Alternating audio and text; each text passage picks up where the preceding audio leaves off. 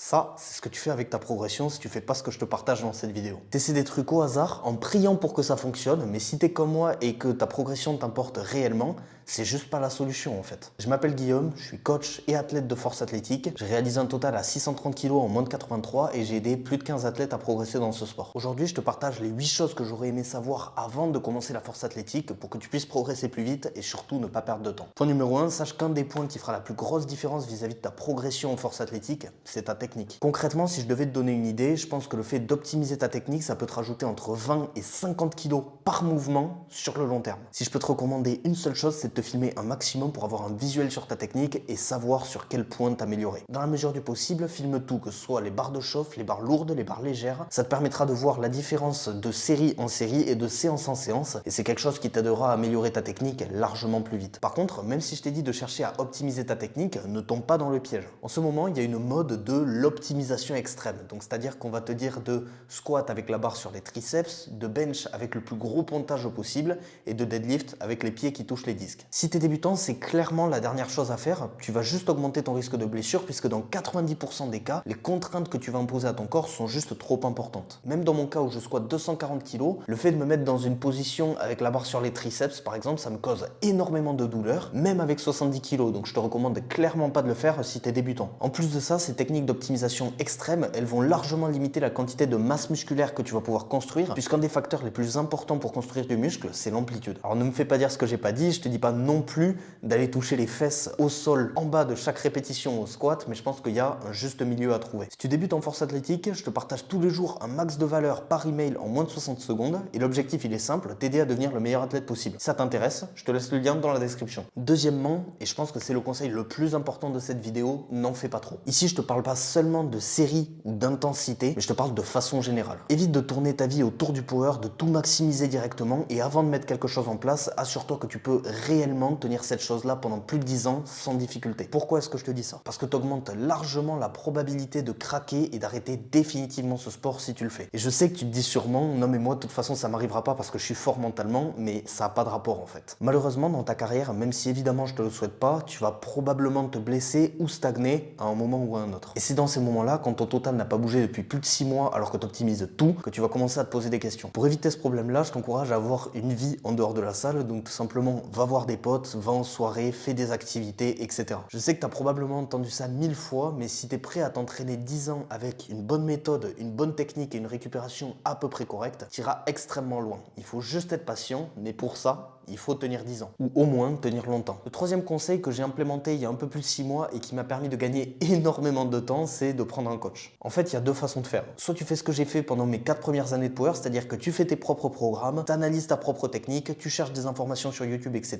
Et petit à petit, tu apprends le métier de coach pour te coacher toi-même. Ça peut être une excellente option, mais il faut comprendre que ça prend énormément de temps et d'énergie de devenir compétent et c'est autant de temps et d'énergie que tu ne pourras pas investir dans ton entraînement. Il faut juste que tu en sois conscient. Soit tu prends un coach qui a déjà accompagné pas mal d'athlètes, qui a obtenu des résultats qui t'intéresseraient, tu suis le processus et donc tu progresses à condition d'avoir choisi ton coach correctement. Évite à tout prix de sélectionner ton coach juste par rapport à son total. Sélectionne d'abord le coach par rapport aux résultats de ses athlètes. Si ce genre de vidéo te plaise, n'hésite pas à t'abonner et activer la cloche parce qu'il y en a d'autres qui arrivent. Point numéro 4, si tu es déjà compétiteur ou que tu souhaites faire des compétitions à l'avenir, entraîne-toi systématiquement aux standards de compétition. On a de la chance, on est dans un sport où il y a quasiment jamais d'imprévu. Si tu viens à la salle pour faire du squat, il y a assez peu de chances qu'un adversaire vienne te tacler avant ta série. Et ça, il faut absolument en profiter pour standardiser chaque répétition et adapter le plus vite possible ta technique aux standards de compétition pour valider tes mouvements en compétition. Casser la parallèle au squat, poser ton bench une seconde complète en bas du mouvement, ça devrait pas être une option. Je sais que quand on veut battre un PR, quand on veut battre son record, on a tendance un petit peu à négliger ces standards-là, mais c'est une énorme erreur parce que en compétition, les arbitres appliqueront le règlement et donc si ton mouvement n'est pas au standard, il sera tout simplement pas validé. Et le truc, c'est que plus vite tu acceptes de baisser légèrement les charges que tu utilises pour t'entraîner au standard, plus vite tu vas retrouver ton niveau actuel et même le surpasser, mais avec des standards qui colleront aux standards de compétition. Aussi, quelque chose de tout simple que tu peux implémenter dès ta prochaine séance, c'est d'attendre 2 à 3 secondes avant et après chaque série de squat et de bench et attendre 2 à 3 secondes après chaque série de deadlift parce que ça aussi, on te le demandera en compétition. Et le truc, c'est que plus vite tu t'y habitues, moins tu auras besoin de réfléchir et mieux tu performeras. Cinquième point,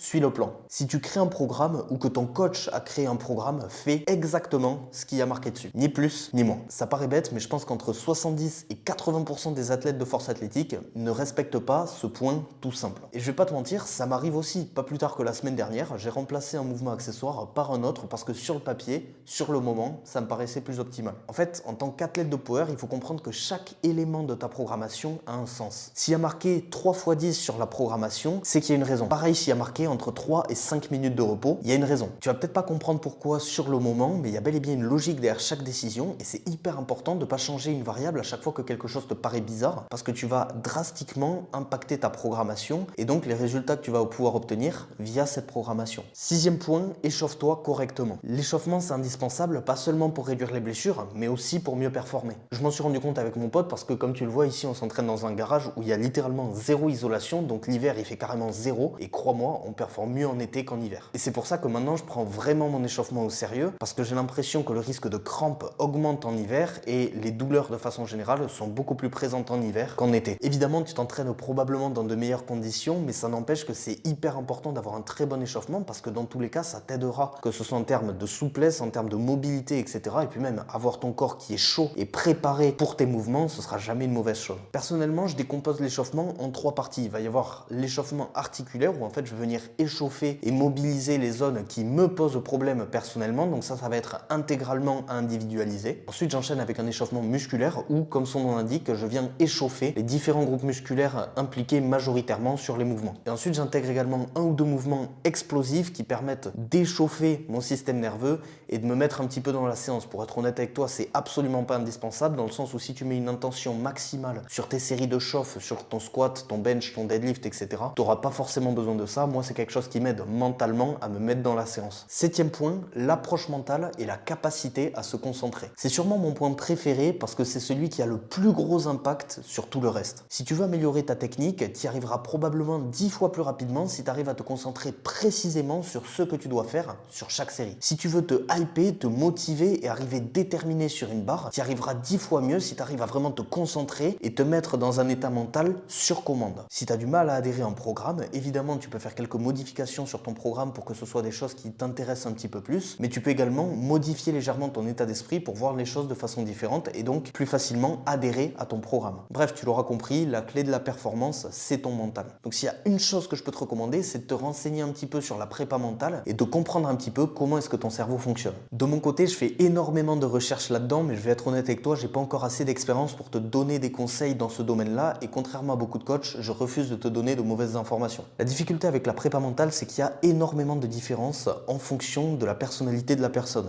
Quelqu'un d'introverti ne va pas du tout se hyper, se motiver de la même façon que quelqu'un d'extraverti. Le simple fait de se mettre dans un certain état mental, tout le monde ne va pas y arriver via les mêmes pratiques, etc. Si tu veux davantage de conseils pour t'améliorer en power, je te partage tous les jours un max de valeur par email. Si ça t'intéresse, je te laisse le lien dans la description. 8e point, prendre du muscle. C'est sûrement le conseil qui sera le plus négligé par la plupart des powers, mais c'est réellement ce conseil qui va faire la différence sur le long terme. Si tu as pour projet de faire de la force pendant un petit peu plus de 6 mois, c'est hyper important de chercher à prendre du muscle parce que la force, elle tombe pas du ciel malheureusement. Plus tu as de masse musculaire, plus tu as de chances d'être fort et accessoirement, plus tu réduis également ton risque de blessure. Ça, il y a très peu de gens qui le mentionnent, mais je pense que c'est quand même important de le dire. Et l'argument que j'entends souvent, c'est ouais, mais avec les mouvements de compétition, je prends déjà énormément de masse musculaire. Et effectivement, quand tu es débutant, tu fais du squat, du bench, du deadlift, tu vas prendre énormément de masse musculaire. Le truc, c'est que tu vas pas développer un physique complet. Et je te donne un exemple tout simple. Si tu comptes uniquement sur le deadlift pour prendre en masse musculaire au niveau du dos, je pense que tu vas rester skinny un petit bout de temps. Du coup, tu auras probablement besoin de faire des mouvements complémentaires aux mouvements de compétition, que ce soit pour travailler des muscles qui ne sont pas réellement ciblés par les mouvements de compétition ou même pour travailler des muscles réellement impliqués. Donc par exemple, les pectoraux, si tu as un énorme pontage ou quoi que ce soit, tu vas avoir une très petite amplitude et c'est très peu optimal en termes de construction de masse musculaire. Donc pourquoi pas rajouter un mouvement avec une plus grosse amplitude de mouvement, par exemple. Donc pour récapituler, dans cette vidéo, on a vu l'importance d'améliorer sa technique, le principe de ne pas en faire trop, l'intérêt de prendre un coach, l'importance de respecter les standards à chaque séance, quoi qu'il arrive, le concept de faire exactement ce qui est marqué sur le programme, l'impact que l'échauffement peut avoir sur le reste de ton entraînement, l'approche mentale et la capacité à se concentrer. Et enfin, on a vu pourquoi est-ce que c'est essentiel de chercher à prendre en masse musculaire. Si tu appliques tous ces conseils, tu auras une excellente base pour commencer la force athlétique et il n'y a aucune raison que tu ne puisses pas rajouter entre 150 et 200 kg sur ton total dans les 3 prochaines années. Je sais sais que ça paraît dingue, mais je t'assure que c'est réel et tu pourras même probablement faire plus.